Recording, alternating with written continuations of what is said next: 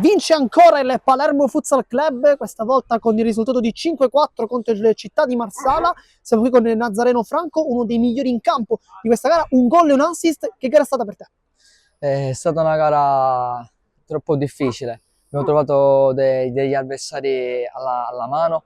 Siamo passati in vantaggio, hanno pareggiato loro 1-1, poi eravamo sopra 4-1 e ci hanno recuperato sul 4-3, poi siamo andati su 5-3 e poi su 5-4.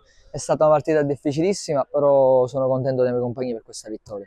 Il primo tempo è terminato con il risultato di 1-1, poi intervallo, siete ritornati 3 gol subito in 5 minuti. Cosa vi ha detto mister Gentile in quell'arco di tempo? Il mister nello spogliatoio ci ha consigliato di uscire tanta grinta, di entrare in campo sicuri di noi stessi e fare la guerra. E noi siamo entrati in campo a fare la guerra e subito abbiamo fatto 3 gol. Ciò che si nota è che il Palermo Futsal Club attacca tanto, crea tantissime occasioni da gol, però forse non riesce a finalizzarle tutte.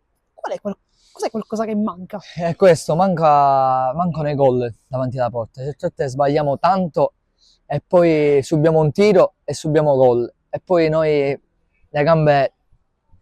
però dobbiamo migliorare troppo sotto la porta, perché sotto la porta siamo un poco... ci mangiamo tanti gol. Però in allenamento proveremo sempre a fare il meglio per ogni partita. Prossima gara contro l'Oratorio San Vincenzo, una formazione molto giovane, molto rapida, che gioca benissimo tecnicamente. Sì.